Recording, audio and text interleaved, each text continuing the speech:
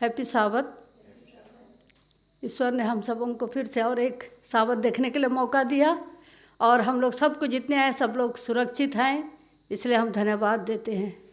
और आप सबों को वचन के साथ स्वागत करने चाहती हूँ। मेरे साथ खोलिए भजन संहिता 103, भजन संहिता 103, साम्स 103, 1 से 5 तक पढ़ूंगी मैं। यहाँ पर धन्यवाद का वचन है। खोलना हो जाए तो हम लोग पढ़ेंगे। परमेश्वर का प्रेम। हे मेरे मन, यहोवा को धन्य का, और जो कुछ मुझ में है वह उसके पवित्र नाम को धन्य कहे। हे मेरे मन, यहोवा को धन्य का, और उसके किसी उपकार को ना भूलना। वही तो तेरे सब अधर्म को क्षमा करता है और तेरे सब रोगों को चंगा करता है। और वही तो तेरे प्राण को नाश होने से बचा लेता है और तेरे सिर पर करुणा और दया का मुकुट बांधता है।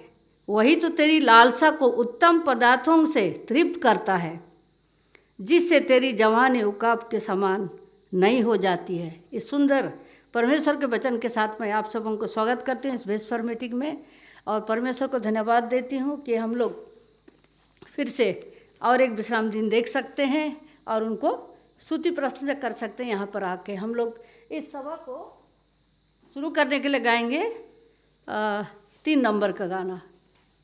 3 नंबर, स्वर्गीय बाप जब साबत मानता है। अगर खोलना हो तो हम लोग सब खड़े हो जाएंगे।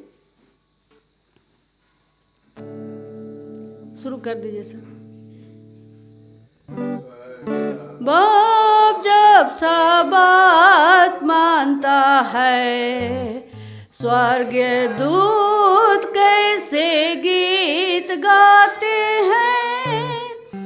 उसका बाया ना हो सकता है, कैसा सुंदर सा बात होता है।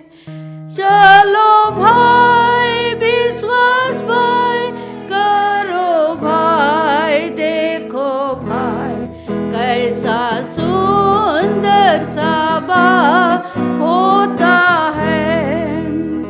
स्वर्गीय बाप बदली ना करता दिन, क्योंकि आशीष दिया 7वां दिन, पवित्र भी किया 7वां दिन।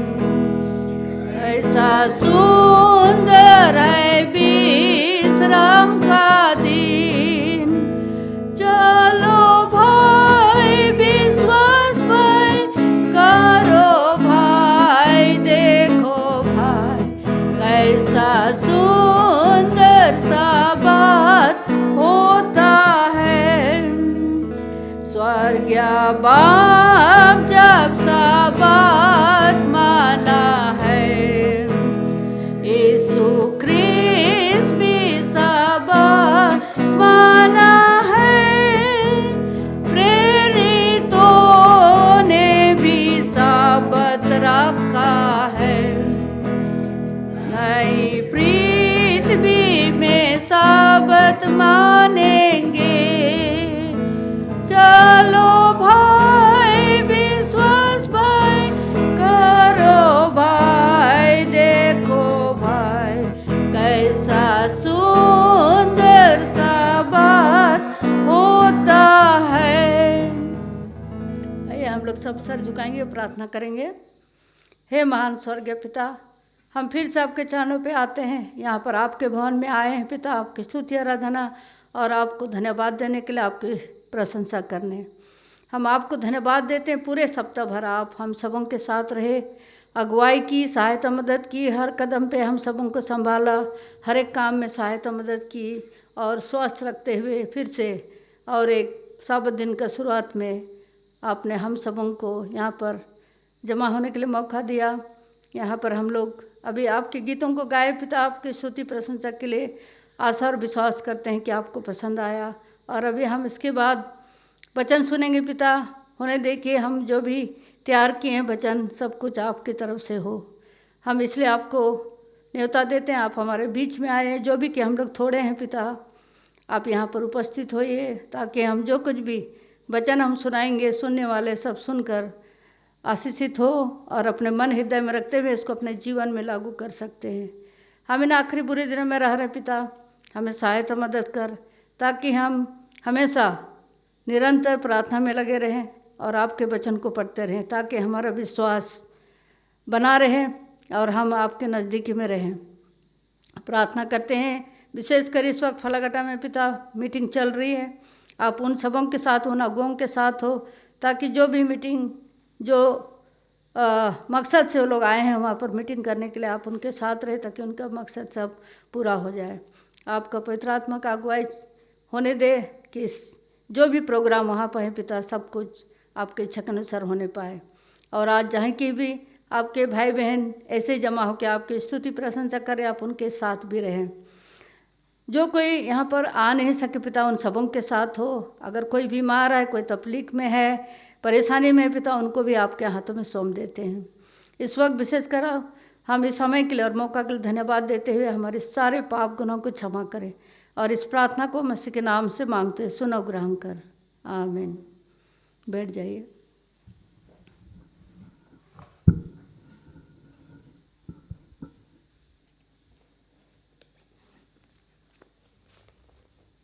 It is okay. Little bit.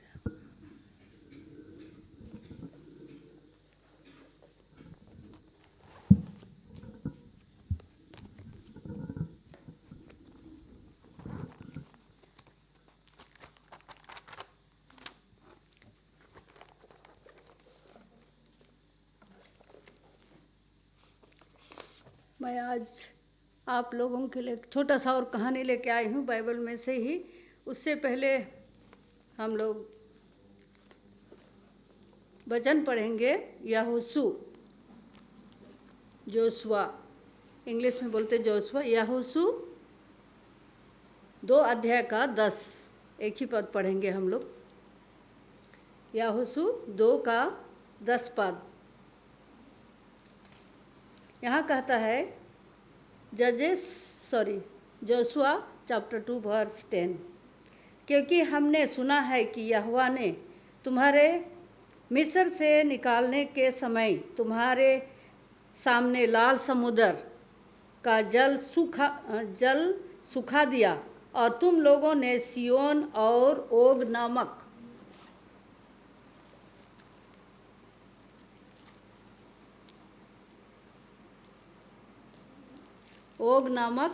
यरदन पार होने वाले इमोरियों के दोनों राजाओं का सत्यानाश कर डाला है। ये वचन जो हम पढ़े, विशेषकर जो वचन मैं आप लोग को सुनाने जा रही हूँ, ये टॉपिक है राहब के बारे में। हम लोग इस बाइबल में इस औरत के बारे में हम लोग जानते हैं, लेकिन ये परमेश्वर की विश्वासनी तो नहीं थी, वो मूर्ति पूजक थी। लेकिन फिर भी जब 2 भेदियों को भेजा गया वहाँ पर यरीहो में, तो इनको शरण दी, उनको रहने के लिए जगह दी और उनको बचाई कि बाद में उसको पता चला कि ये परमेश्वर के लोग हैं, इसलिए उसने बचाया। तो मैं राहब के बारे में हम लोग जानते हैं, इसके बारे में बहुत बार सुने हैं। ये बाइबल में कहा जाता है कि ये, अगर वो शब्द को मैं नहीं बोलूँगी, लेकिन इसमें हम लोग जैसा हम लोग सुनेंगे जान जाएंगे कि वो कैसे औरत थी, और जो भी की मूर्ति पूजक थी, लेकिन फिर भी परमेश्वर के 2 भेदियों को वो अपने घर में रखी। और जब राजा ने देखा कि कोई आया उसके घर में, तो जो लोग आए थे खोजने के लिए, लेकिन उसने झूठ बोला और क्या बोला कि वो लोग कहाँ चले गए मुझे नहीं पता। तो यहाँ पर कहता है कि क्योंकि हमने सुना है कि यहोवा ने तुम्हारे मिस्र से निकलने के समय तुम्हारे सामने लाल समुद्र का जल सूखा दिया, जैसा हम लोग बाइबल में पढ़े, और तुम लोगों ने सिय्योन और ओग नाम यरदन पर रहने वाले इमोरियों के दोनों राजाओं का सत्यानाश कर दिया। यहाँ पर लड़ाई होती है। लड़ाई में हम लोग जानते हैं 2 गुट के लोग होते हैं और उसमें लड़ाई होती है, और एक ग्रुप जो है जीत जाती है। जो पीढ़ी मिस्र से निकली थी, हम लोग जानते हैं कि मिस्री लोगों को परमेश्वर के लोग कहा जाता है, और परमेश्वर ने मूसा को बोला कि मिस्रियों को आप वहाँ से निकाल के ले आओ। जब जंगल में प्राय लोप हो गई थी, इजरायली हर दिन यहोशू की अगुवाई, हम लोग यहाँ पर देखते कि मूसा अभी नहीं है उनके साथ। मूसा की मृत्यु हो चुकी थी, और यहोशू को परमेश्वर ने कहा कि मूसा का अब मृत्यु हो गई, आप इनको अगुवाई करो। तो यहाँ पर हम लोग देखते हैं कि यहोशू की अगुवाई में वो कनान देश की ओर बढ़ते जा रहे थे। और उसके बाद जगह का नाम है, वे सित्तीम में डेरा डाले हुए थे, जो यर्दन के पूरब और मारा सागर के उत्तर में था। मारा सागर हम लोग इंग्लिश में डेड सी बोलते हैं उसको। उनका अगला निशाना यरीहो था। वो लोग यरीहो नगर को ख़त्म करने चाह रहे थे, जो यर्दन के पश्चिम में था। और इस नगर का भेद लेने के लिए यहोशू के द्वारा 2 भेदियों को भेजा। उसने 2 भेदियों को भेज दिए गए। उन्होंने दिन के समय ही नगर में प्रवेश किया और चारों ओर घूमकर अपने काम को पूरा किया, क्योंकि रात को तो अंधकार हो जाएगा, कुछ देखने को नहीं मिलेगा। तो ये भेदिए जो थे, दिन को ही पूरा नगर में घूमकर जो भी देखना था, उनको भेद करना था, कैसा है ये शहर, वो लोग दिन को ही करके पूरा काम ख़त्म कर दिए। दिन के अंत होने पर यर्दन को पार करना संभव नहीं था। वहाँ पर कोई नौका भी नहीं था, कुछ भी नहीं था, लेकिन वो लोग जहाज में पानी में तैर होके वो लोग पार किए। तो दिन के अंत पर यर्दन को पार करना संभव नहीं था, क्योंकि इस मौसम में नदी, जैसा बरसात में जुलाई और अगस्त पूरा बारिश होता है तो नदी सब पूरा भरा होता है, तो ये नदी भी पूरा भरा हुआ था। और उनको बहुत मुश्किल हो रहा था, हम कैसे तैर कर हम आगे बढ़ें। तो नदी बहुत भारी होती थी। उन्होंने अवसय नगर के किसी आश्रय में ही रात बिताने का फैसला किया था। तो जब नदी इतना ज़्यादा पानी है तो कैसे हम पार होके जाएंगे, तो रात भर वहीं किसी के वहाँ आश्रय में वो लोग सोच रहे हैं कि कहीं पर हम लोग को रहने का जगह मिल जाए तो हम वहीं रह के रात भर गुजार लेंगे। और उन्होंने यह फैसला किया। और यह आश्रय राहब नाम एक स्त्री का था। वो तो मूर्ति पूजक थी, परमेश्वर को नहीं विश्वास करती थी, लेकिन फिर भी ये भेदिए लोग जो हैं वहाँ घुस गए। यरीहो के इस मूर्ति पूजक नगर में राहब एक आम बेसिया थी। उसको बेसिया बोल के बोलते थे, और वहाँ पर सब लोग उनको जानते थे, आम बेसिया थी। परंतु उसने इज़राइल के सच्चे परमेश्वर के विषय में सुनकर उसने विश्वास किया, जिसने वह प्रेम करता था। दिन के वक्त बादल एक छाता की तरह इजरायलियों को परमेश्वर दिन के समय, जब वो लोग जंगल के द्वारा जा रहे थे मरुभूमि में, तो परमेश्वर ने बादल को छाता के समान, जैसा बहुत धूप होता है तो हम लोग छाता लेके जाते हैं, परमेश्वर ने बादल को छाता के समान, ताकि उनको धूप ना लगे और अच्छी तरह से आराम से लोग पहुंच सकते हैं। और रात को आग का खंबा, जैसा हम लोग रात को निकलते टॉर्च लाइट लेके जाते हैं, क्योंकि अंधकार में कुछ दिखता नहीं है। तो यहाँ पर परमेश्वर ने उनको रात को आग का खंबा और उनको खाने के लिए मन्ना गिराया था। मरुभूमि में झरने का फूट निकला। उनको पानी प्यास लग रही थी, पानी नहीं था, और झरना भी निकल गया। वहाँ पर वो लोग पानी पिए। इन छोटी छोटी हर एक कहानी ने बेसिया राहब को प्रभावित किया। इस बात को उसने ऊपर, जैसा हम लोग अभी यहोशू 2:10 में पढ़े, तो यहाँ पर ये जितने जो परमेश्वर ने ये दिखाया हमारे इजराइलों के लिए, और राहब ने ये कहानी सब सुन की थी, और परमेश्वर के बारे में, सच्चे परमेश्वर के बारे में उसने सब कुछ सुनकर विश्वास कर लिया था। राजा ने इन भेदियों को पता लगाने के लिए उसने सिपाहियों को भेजा, और राहब ने उन्हें घर में छुपा लिया। उसने छुपा लिया घर में और सिपाहियों से झूठ बोली कि वे 2 जन उनके पास नहीं आए थे। वो लोग वहाँ से चले गए। यह सारा जोखिम क्योंकि उसने यह विश्वास किया कि वे लोग सच्चे और जीते परमेश्वर को मानने वाले हैं, इसलिए उन्होंने उनको शरण दी और नहीं डरी वो, क्योंकि उसने सच्चा परमेश्वर को विश्वास किया था, जो स्वर्ग और पृथ्वी का परमेश्वर है। उसने जब मालूम हुआ कि इनके परमेश्वर जो सच्चे जीते परमेश्वर है इतना कुछ किया इनके सामने, और वो लोग विश्वास नहीं करते, और कभी कभी ये भी भटक कर चले जाते थे, विश्वास नहीं करते थे। मूसा के समय भी वो लोग बहुत कुड़कुड़ाए, लेकिन मूसा परमेश्वर से प्रार्थना करके फिर उनको बोलता था परमेश्वर को कि ये लोग ऐसे हैं और ऐसे हो जाते हैं, और जब प्रार्थना करते हैं तो फिर से वो परमेश्वर की स्तुति आराधना करने लगते हैं। तो हम लोग यहाँ देखते हैं कभी कभी हम लोग भी परमेश्वर को भूल के कभी दुनियादारी में लग जाते हैं, और हम अपने सच्चे जीते परमेश्वर जिसके पास हमें आना चाहिए हम लोग नहीं आते हैं, अपने काम में फंसे रहते हैं, परमेश्वर को भूल जाते हैं।